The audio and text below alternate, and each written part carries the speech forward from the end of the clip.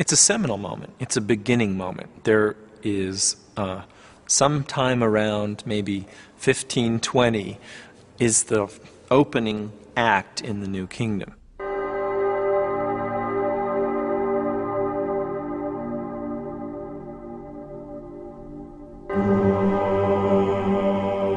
Thutmose attributed his victories to one source, the god Amen-Re, a mysterious god whose name means the Hidden One.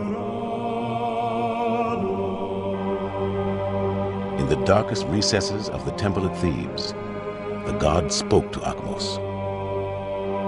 O my son Thutmose, I am thy father. I set terror in the northlands, even unto Avaris, and the Hyksos are slain beneath thy feet.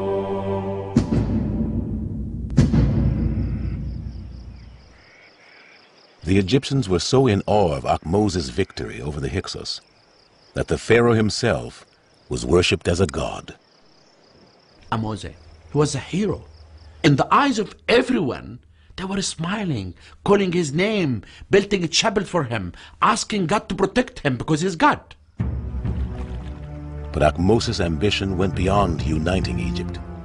He wanted gold to build Egypt into a powerful nation. He headed south with his army to Nubia. Some of the richest gold mines in the ancient world were controlled by the powerful Nubian king from his capital here at Kerma. In a series of battles, Thutmose's army crushed the Nubians. Once again, Thutmose was victorious. After 25 years on the throne, Thutmose died. But his legacy would live on. To ensure that foreigners would never rule his country again, he had pushed Egypt's borders beyond the Sinai Desert in the north and deep into Nubia in the south.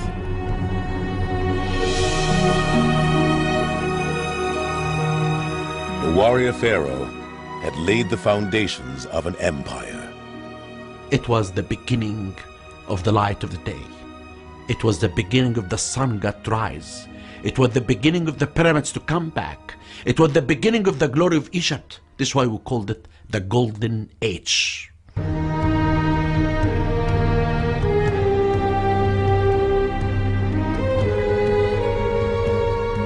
Thutmose had spent his life securing peace for Egypt. Now Egypt could be rebuilt, and Thebes, the religious capital, could flourish. One pharaoh in particular, Hatshepsut, transformed the city, constructing beautiful temples as well as the strange new obelisks that towered over them. Weighing over 300 tons and standing 30 meters tall, obelisks were cut from a single piece of granite. Building and erecting these stone spires was a spectacular achievement that still puzzles engineers today. Obelisks became the defining monuments of the New Kingdom. Bold and innovative, they have been emulated around the world ever since. But the obelisks also represented a mystery.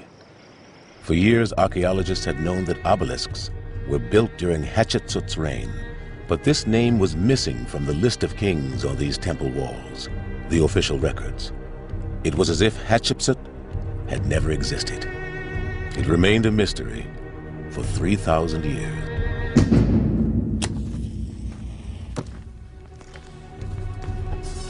In 1903, British archaeologist Howard Carter was working in a tomb in the Valley of the Kings. Sifting through the sand, Carter came across a tomb, and on it the name of the pharaoh, Hatshepsut.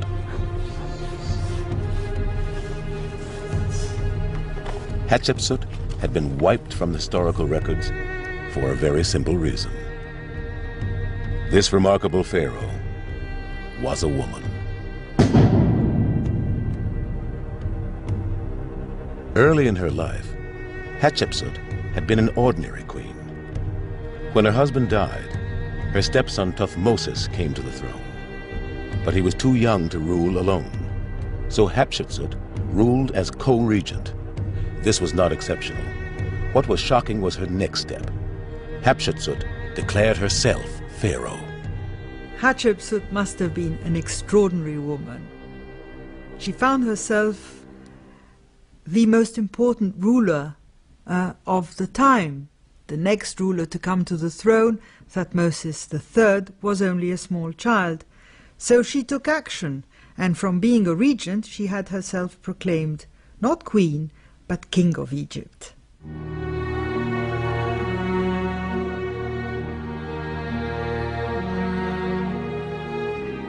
What drives her? Is it ambition, or is it politically the right thing to do at that time?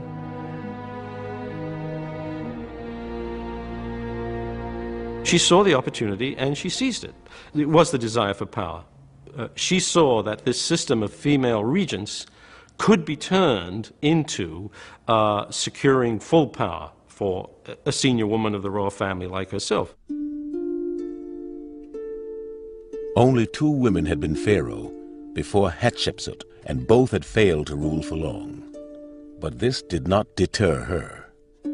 She believed Egypt could be persuaded to accept a woman on the throne. After all, women in Egypt were held in high regard compared with other cultures of the time, as ancient texts reveal.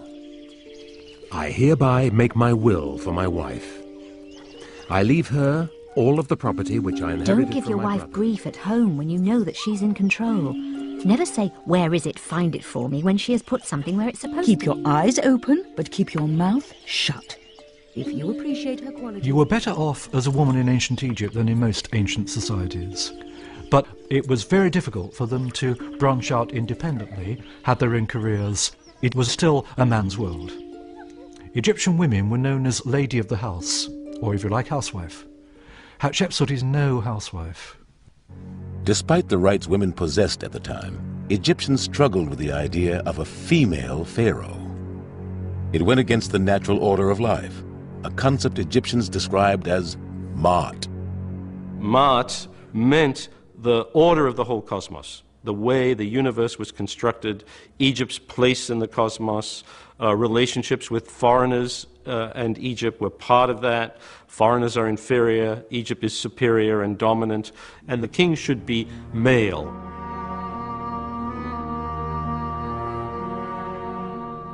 She knew that she has no right for the throne, and the Egyptian will never accept that. Hatshepsut's need to legitimize her role as pharaoh would dominate her entire reign. First, she turned to her ancestry. Hatshepsut stressed the fact that she was the daughter of a king. Hatshepsut can be seen as the Queen Elizabeth I of ancient Egypt, and one of the strongest features in her life is her relationship with her father. She may be a woman, she may be somebody whose claim to the throne was rather shaky, but do not ever forget that she was the daughter of Thutmose I. Queen Elizabeth used to interview ambassadors underneath a portrait of Henry VIII. The message was the same: I am my father's daughter.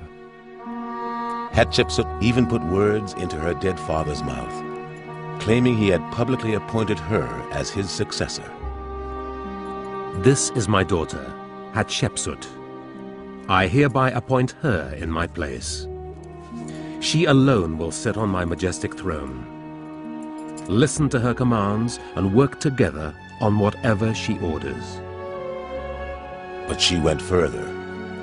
On her temple walls, she carved a tale of how the god Amun took on her father's appearance and made love to her mother.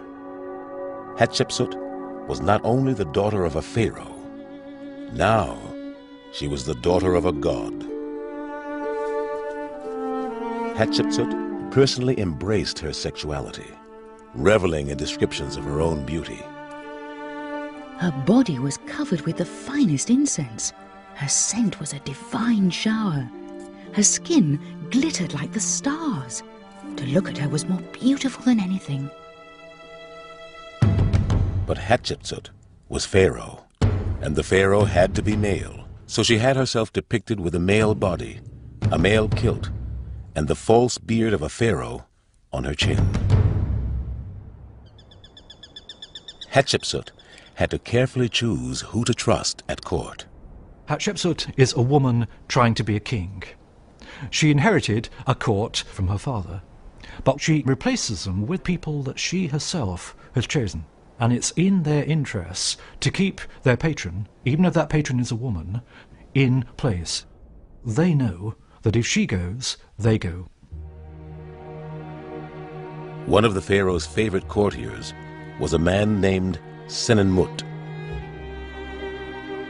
He had started life as a commoner, but his rise to power had been meteoric, sparking rumors about the nature of his relationship with Hatshepsut. Senenmut was promoted from the army to the royal household. Hatshepsut even entrusted him with raising her own daughter. But it was as her chief architect that Senenmut did the most for his pharaoh.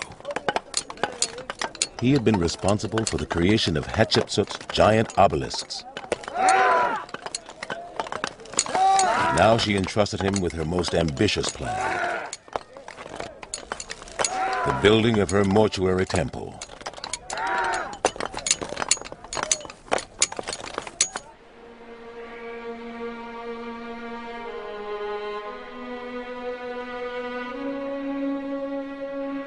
The temple would be Hatshepsut's ultimate attempt to prove herself worthy of the title of Pharaoh. It was one of the most lavish and monumental buildings of the ancient world. Deir el-Bahri.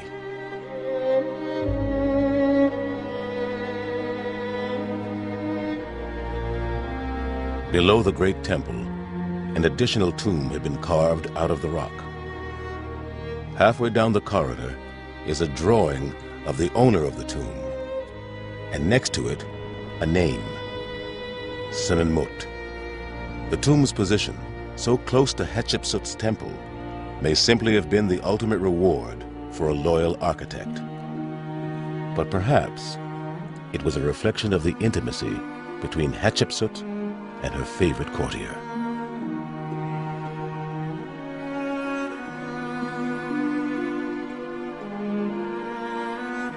There was speculation at the time that Senenmut was Hatshepsut's lover, and a series of graffiti in a tomb near the temple at Deir el-Bahri make it fairly clear that the person who wrote the graffiti thought that that was what they were up to. This is a problem that female rulers tend to get. They pick up salacious views of what they're doing. I suspect that's unlikely. It's too dangerous a game for Senenmut to be playing. I suspect the relationship was one of mutual respect and not going beyond the boundaries of that respect. But while the inner temple harbored private secrets, the outer walls of Deir el-Bahri became a place for propaganda and self-aggrandizement. Carved reliefs boast the crowning achievement of her reign: an unusual and bold military adventure. Every pharaoh was expected to prove himself on the battlefield, but Hatshepsut's army was under the control of her stepson, Thutmose. Thutmose was acutely aware that the throne was rightfully his. Like Elizabeth I of England, she doesn't trust the army. She's got a problem. If she sends the army out to extend the empire, if it loses, she will be blamed and will almost certainly lose power. What happens, on the other hand, if it wins? The generals in charge of the victorious army are likely to turn round and say, "See, we can achieve victory, we don't need this queen upstart on the throne." So Thutmose and his army represents a major problem for Hatshepsut. The pharaoh devised an ingenious plan that would not only keep Thutmose and his army occupied, but would also enhance her status. She commanded her soldiers to prepare for an epic trading mission to a place where no Egyptian had been for over 500 years, the land of Punt. As well as keeping her stepson busy, Punt offered Hatshepsut the promise of exotic goods. Above all, incense. Incense was a very important part of Egypt's foreign relations. The Egyptians valued incense tremendously. The elite